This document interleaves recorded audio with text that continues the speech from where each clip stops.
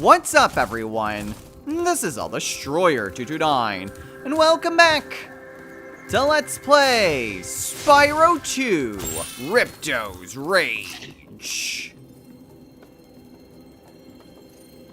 Last time, we made it to the final level of the game, or at least I presume it's the final world, the Winter Tundra. We have managed to 100% everything within the other two worlds, and we have about 5 levels left here in the Winter Tundra. In this episode, we are going to head on over into the first area of this world. Now, I do have something that I should definitely mention about this, specifically with the episode itself. This is done post-commentary, because the footage didn't record when I did the audio for these 2 episodes, so unfortunately, we're just doing the audio in post. But let's head on over to the Mystic Marsh.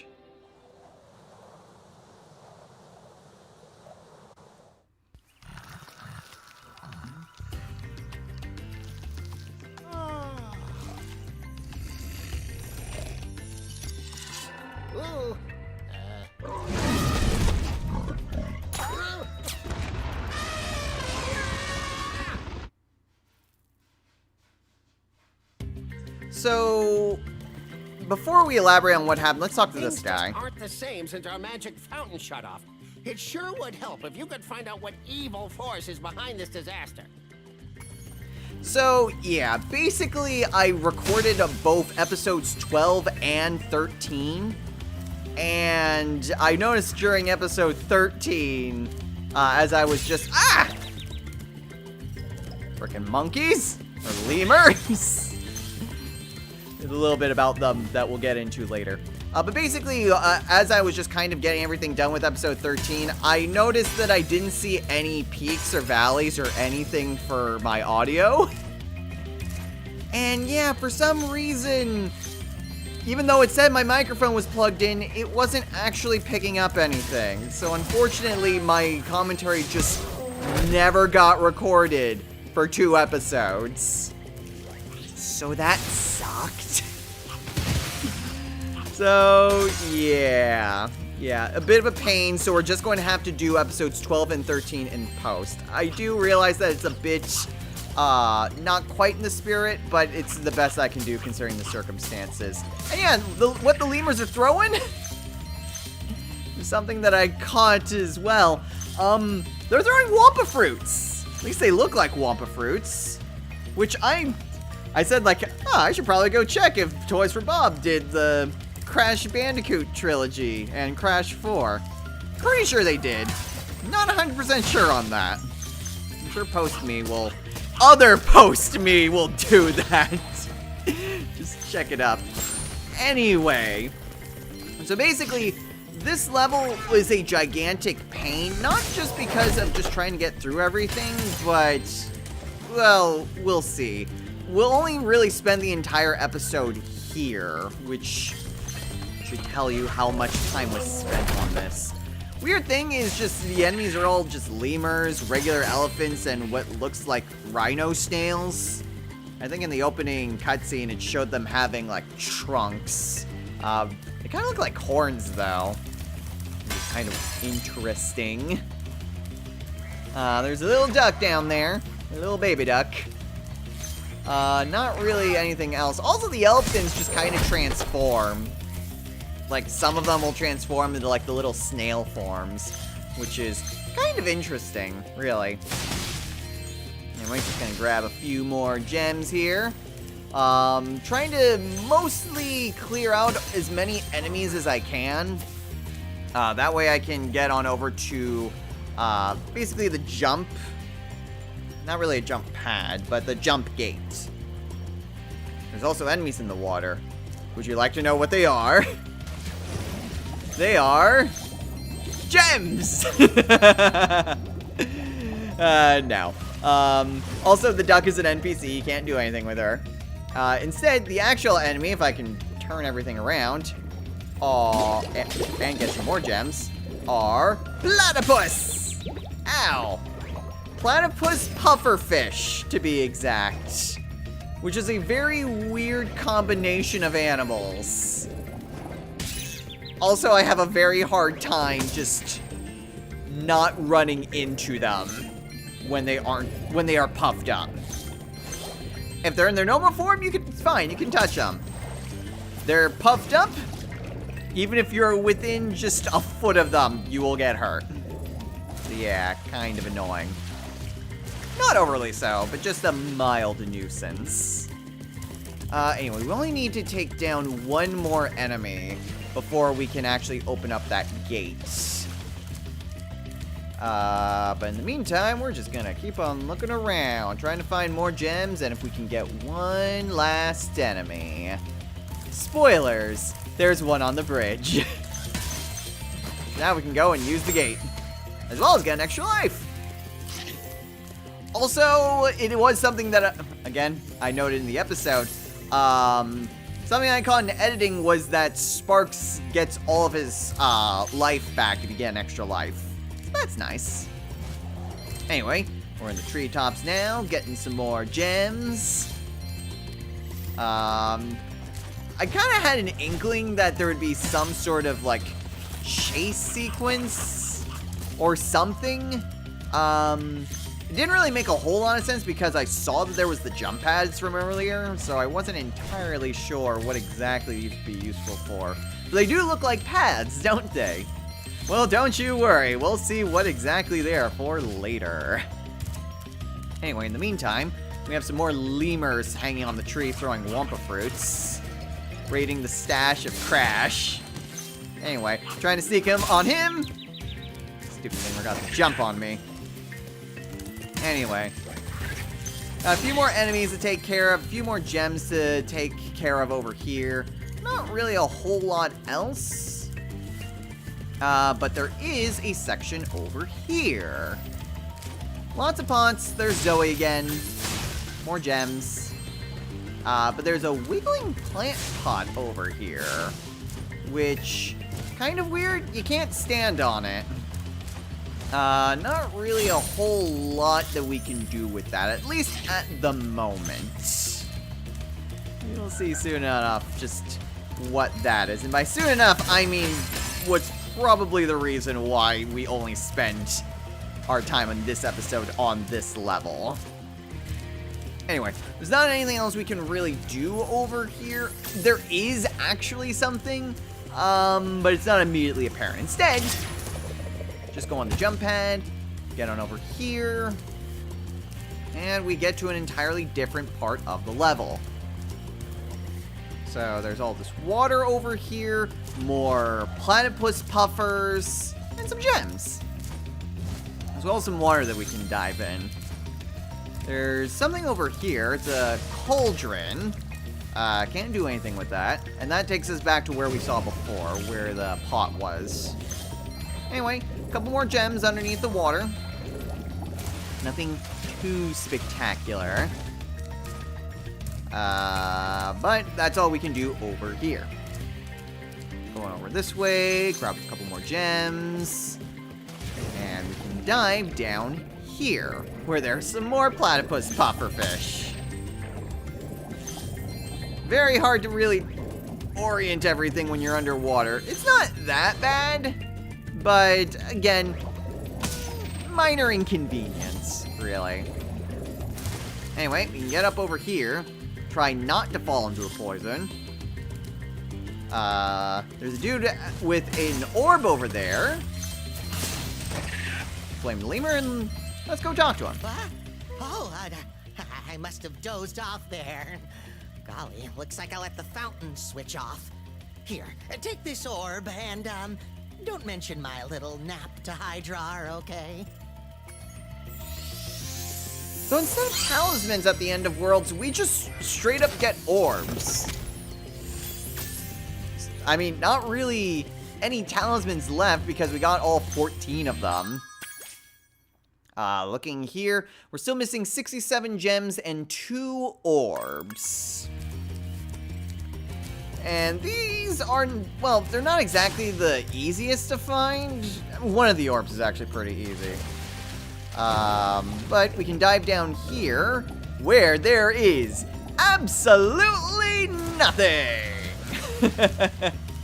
Anyway, there's another jump pad over there, a couple more gems. That gets us back to the beginning portion.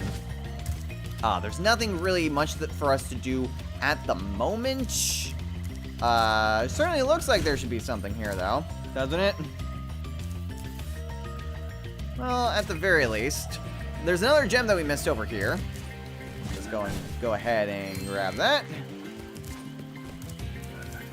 But finding these last two orbs is a bit tricky.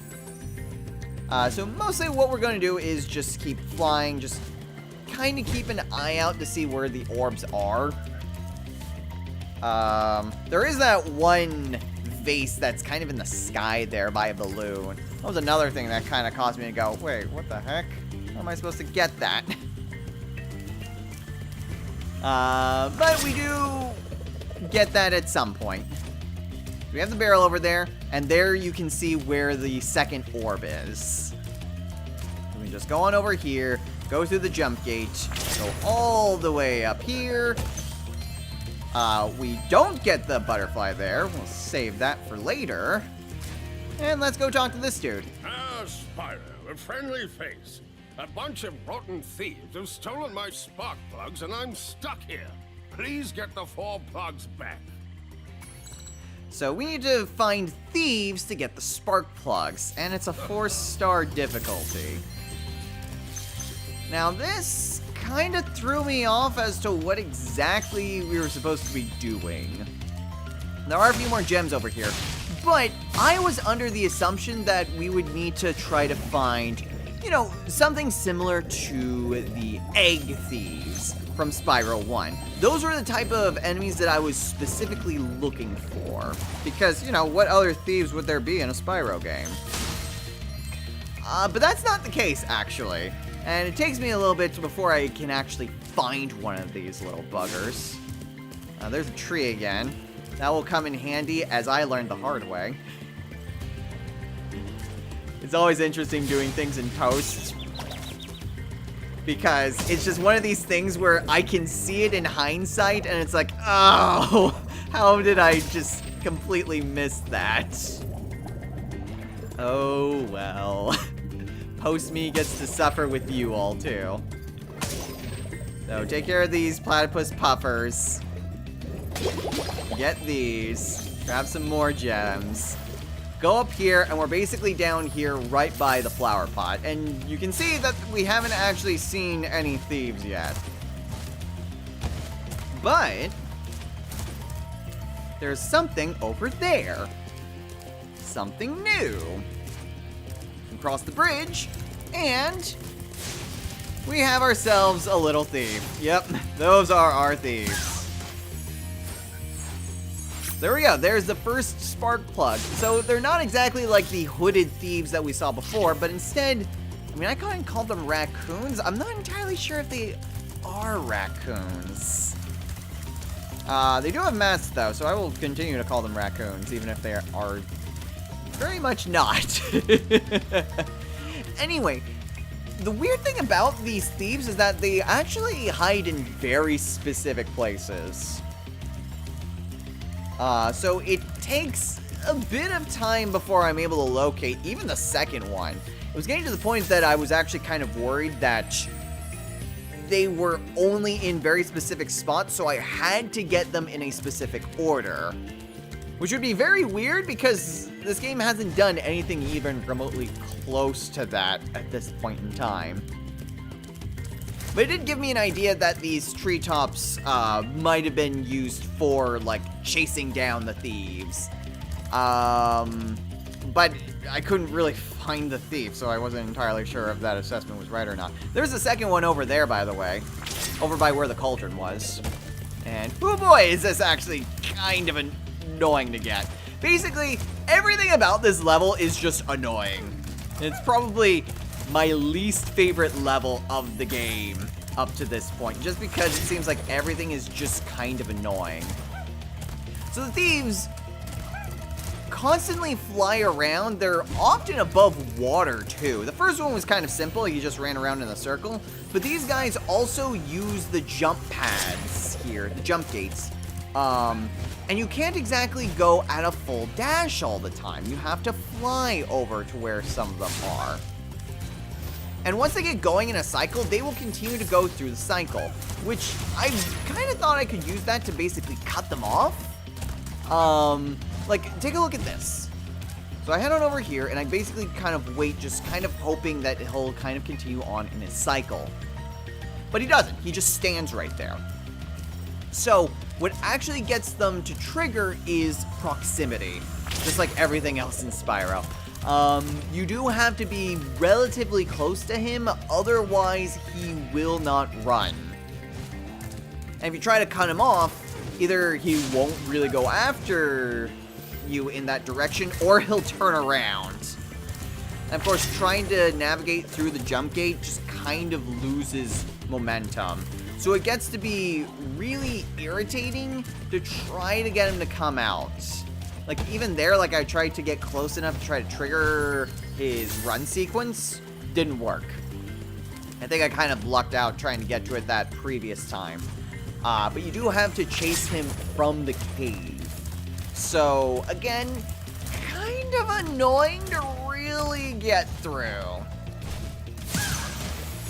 But thankfully, if you kind of get back to him relatively quick and get him right before he starts his run sequence, you can get him like that.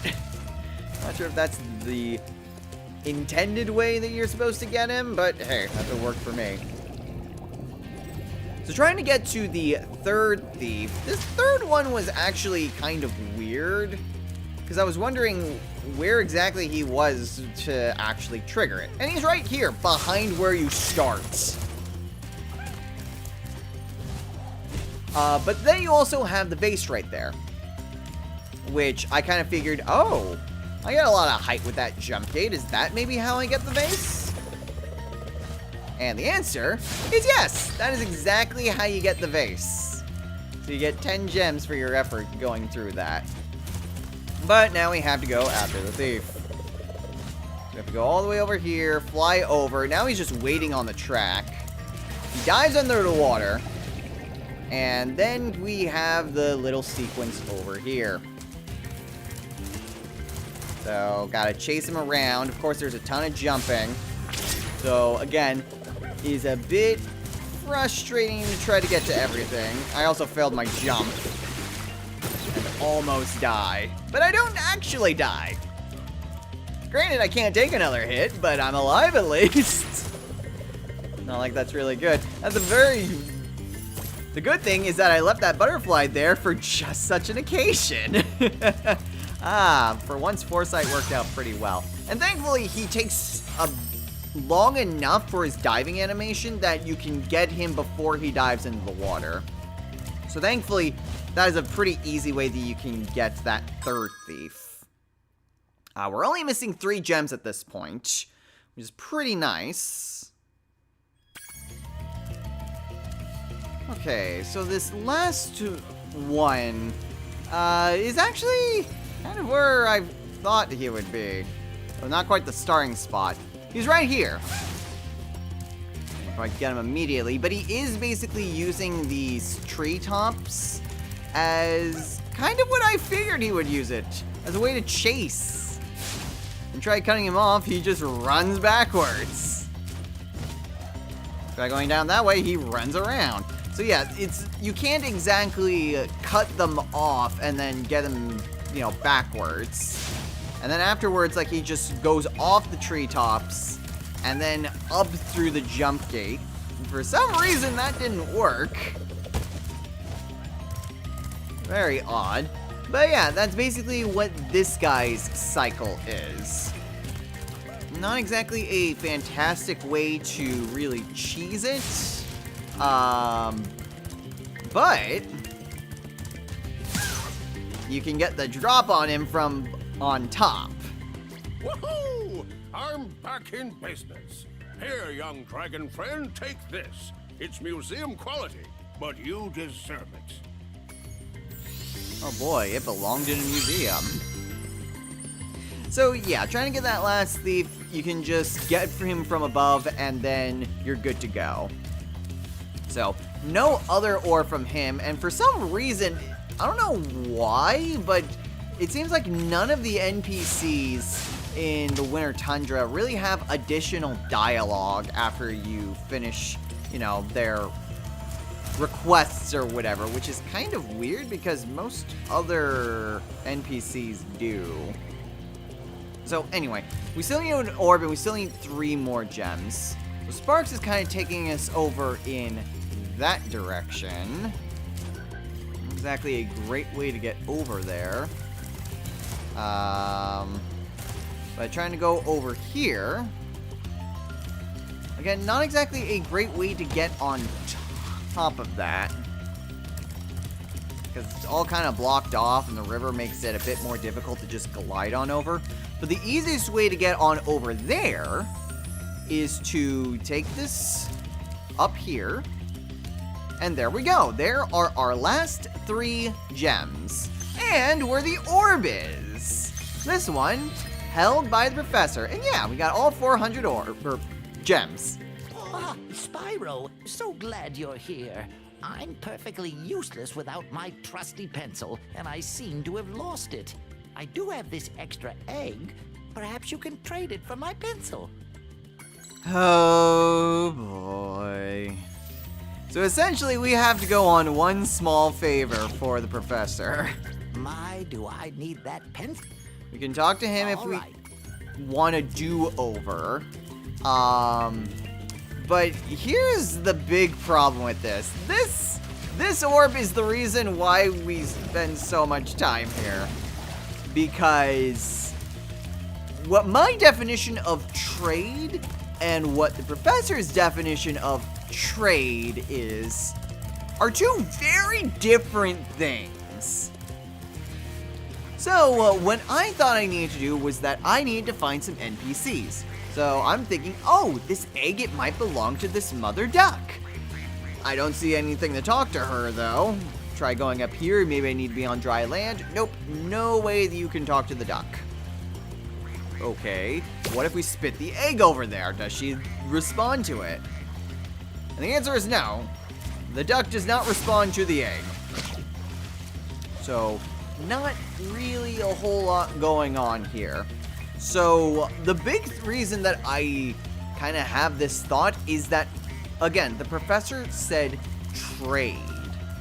So, again, my thought was, okay, I had to take this, go talk to an NPC, specifically talk to an NPC in order to, you know, give this to them. Spyro will spit it out in the cutscene, they'll throw it to me, I pick it up as Spyro, and we go to the next person. The problem is that most NPCs here will not talk to you again. They don't have any additional dialogue. They don't even have like a little filler dialogue afterwards, after you talk to them. So I tried going to the person at the front of the level. Didn't have anything. This guy at the end of the level doesn't talk to you. Try flaming him, try responding, doesn't do anything. So then the other NPC that I thought of is our little museum dude over here, our explorer dude. He also doesn't have anything. Doesn't want to talk to you after you do his thing. Spit out the egg, doesn't do anything. So none of these NPCs want to talk to you, which is very different from the rest of the game. So my thought was, oh, maybe the game is bugged. Maybe if I reset the stage, we might be able to do this.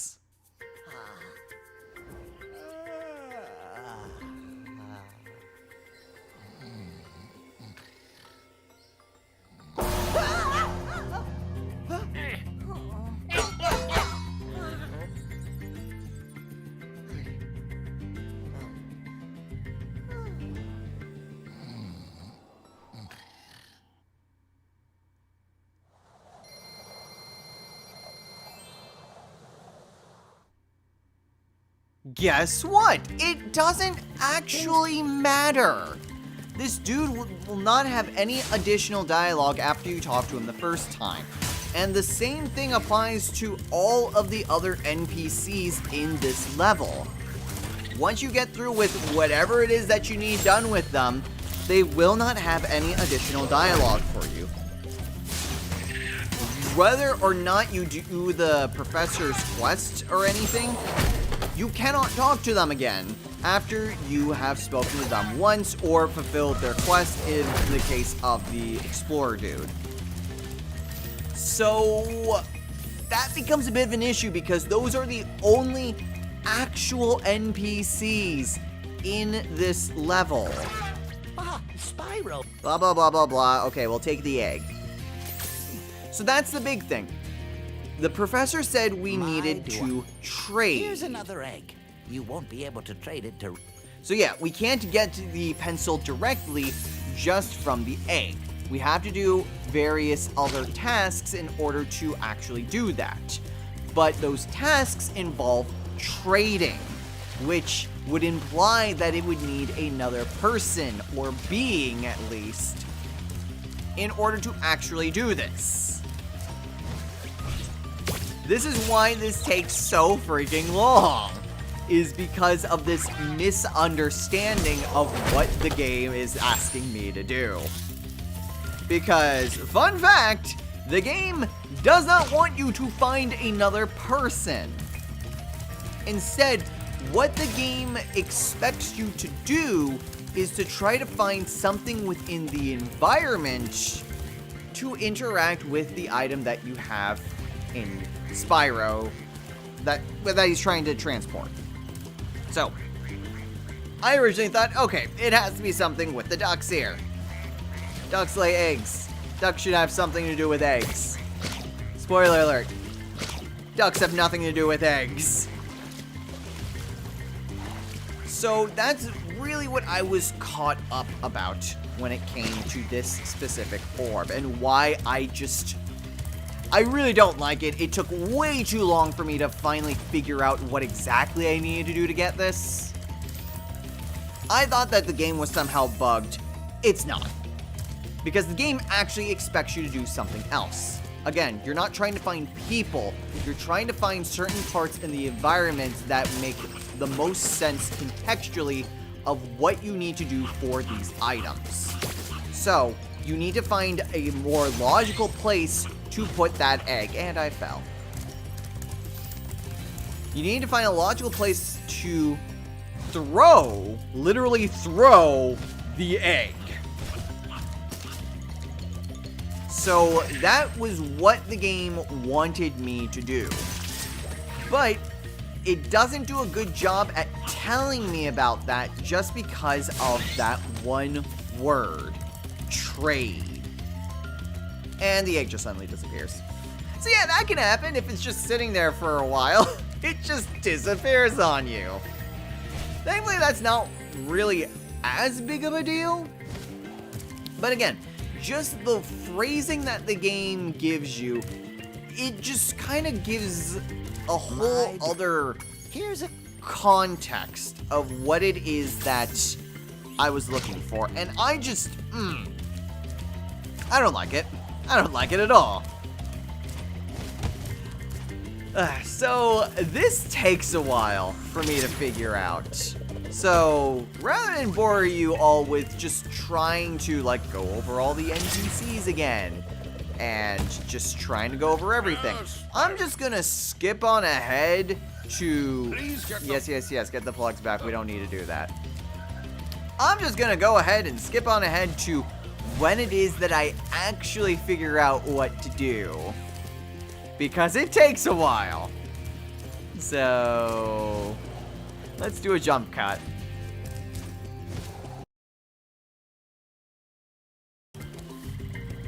Yes, it took me that long before figuring it out. So, that sort of barrel doesn't do anything. But wait! There's a nest up here! So, what you have to do is be a better shot than me. But you have to stand on this barrel, aim up at this nest, and shoot the egg into the nest. And there we go. We have ourselves the start of our trade chain. We get a seed this time. Of course, it's hard to tell that it's an actual seed. So yes, that is what the game wanted you to do. And my God, it took far longer than it really needed to. Yeah, I think maybe it has to do with the cauldron first. My first thought was the plant pot, but I wanted to be sure that it wasn't the cauldron. So yeah, it took quite some time. Also, you can get hurt with the cauldron. Quite some time to try to figure out what exactly the game wanted me to do.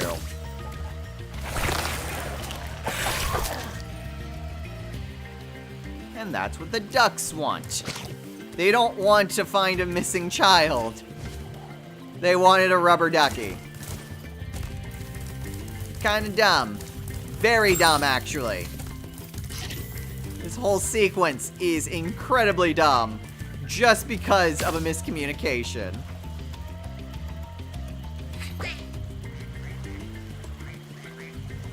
And the duck spits up something. Okay, I think it is actually a radish. I wasn't sure if it was an apple or a radish, but kind of looking at it again, it looks more like a radish. So what would you do with a radish? You would cook the radish. What is something you can cook with? Ah, a cauldron. Makes sense to me. So yeah, so this trade sequence actually makes quite a lot of sense once you actually know what to do. Until you get to this part, though. So we put the radish inside the cauldron.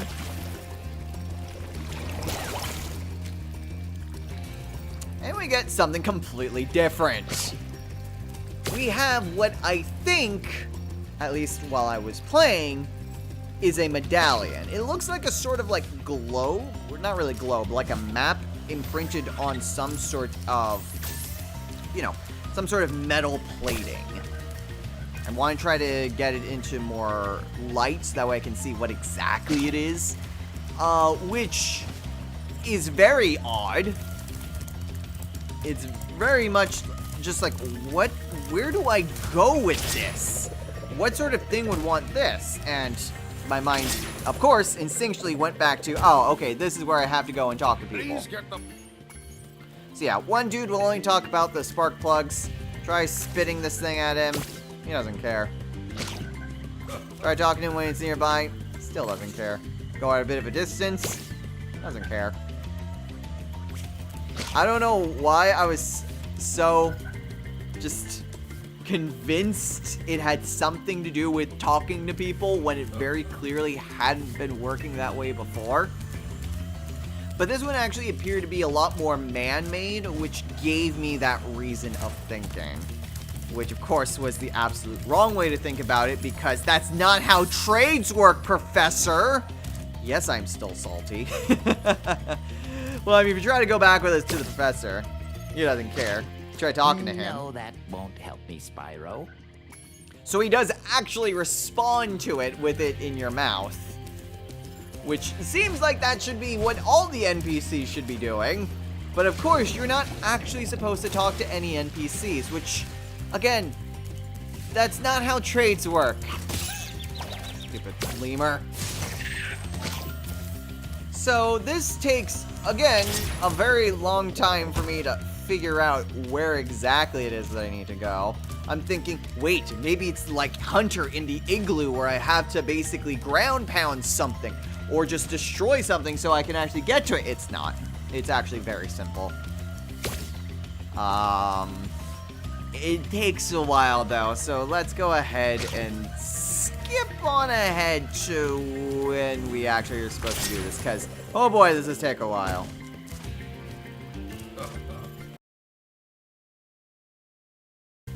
So, yeah, took even longer, but see that down there?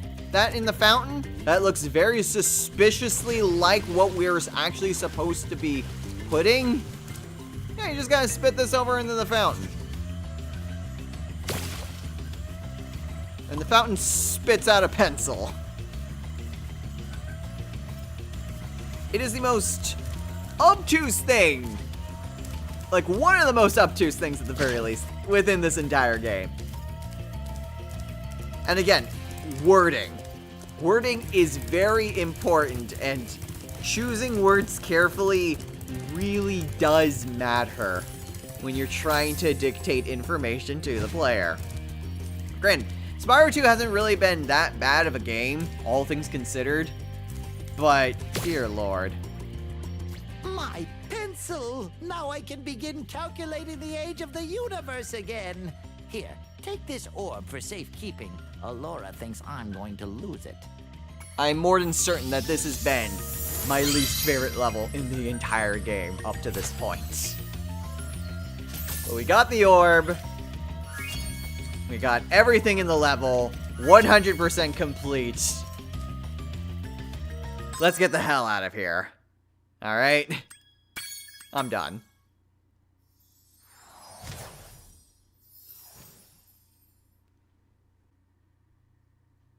So that took a while to get through. And I honestly just trying to go over everything and just seeing how long it took. Like, just the raw footage that I had of this episode was around 50 minutes. And I had no idea just how much that I was taking out versus what was staying in. So even though I was very much tempted to go on over to Canyon Raceway, I ultimately decided to just end the episode here. There wasn't really a whole lot left, but hey, what are you gonna do? So, next time on Let's Play Spyro 2, Ripto's Rage. We've got quite a few more levels that we still need to get through. So, thankfully, we do get to a few more. Unthankfully, the auto was also lost for the next episode. So, enjoy another post-commentary one. And until next time, everyone, take care.